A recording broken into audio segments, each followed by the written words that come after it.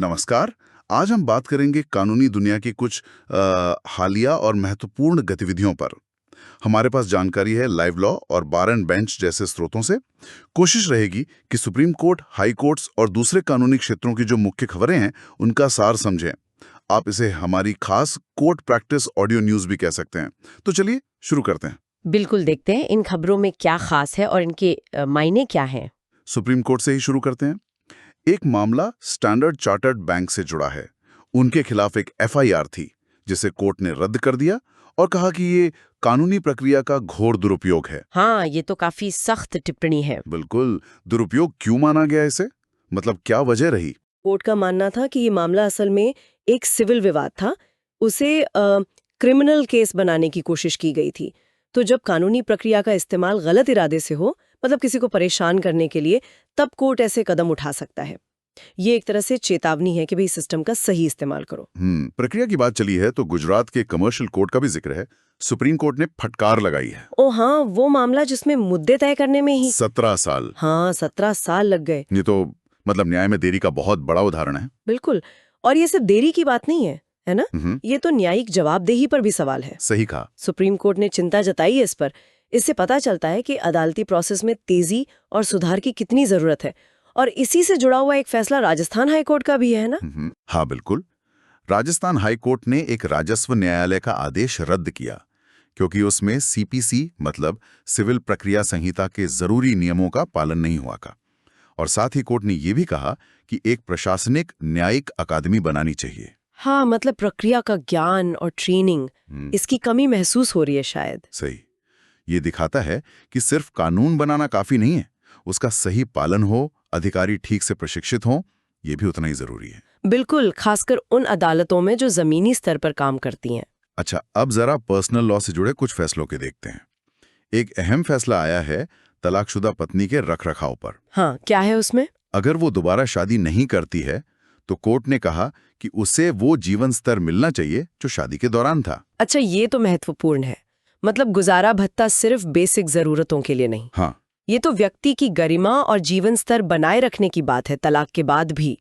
इसका असर आगे के मामलों पर जरूर पड़ेगा। हाँ, ये बात तो है। अच्छा, एक और फैसला इलाहाबाद हाई कोर्ट का है कि अगर शादी के 1 साल के अंदर ही पति पत्नी एक दूसरे पर क्रिमिनल केस कर दें तो भी आपसी सहमति से तलाक ले सकते हैं। ये थोड़ा चौंकाने वाला नहीं? हाँ, थोड़ा है, पर शायद इसमें कोर्ट एक संतुलन बनाने की कोशिश कर रहा है। मतलब एक तरफ रिश्ते में इतनी कड़वाहट आ गई कि क्रिमिनल केस हो गया, तो जल्दी समाधान भी चाहिए।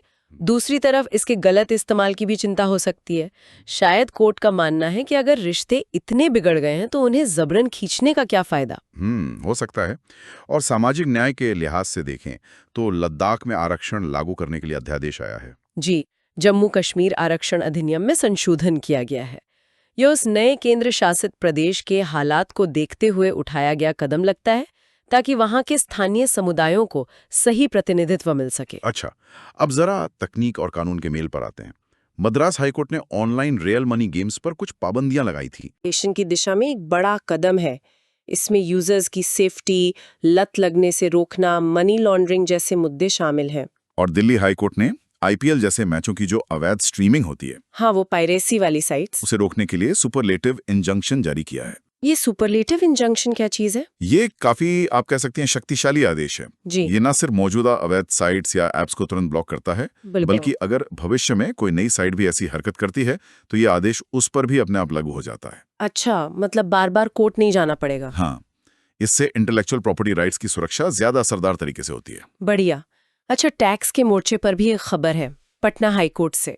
जीएसटीआर 3B रिटर्न को जीएसटीआर 1 के हिसाब से सुधारने की इजाजत दी है। ये कारोबारियों के लिए राहत की बात होगी। बिल्कुल, टैक्स फाइलिंग में अगर अनजाने में कोई गलती हो गई हो तो उसे सुधारने का मौका मिलेगा। इससे कंप्लायंस आसान होगा। ठीक है। कुछ और छोटी मोटी सुर्खियां भी है, जैसे बॉम्बे लॉयर्स एसोसिएशन ने इलाहाबाद हाई कोर्ट के एक जज जस्टिस यशवंत वर्मा के खिलाफ एफआईआर की मंजूरी मांगी है। हाँ, ये न्यायपालिका की आंतरिक जवाबदेही से जुड़ा मामला लगता है। और चेन्नई कोर्ट ने अन्ना विश्वविद्यालय यौन उत्पीड़न मामले में दोषी को सजा सुनाई है। हाँ, आजीवन कारावास, जिसमें कम से कम 30 साल जेल में रहना होगा।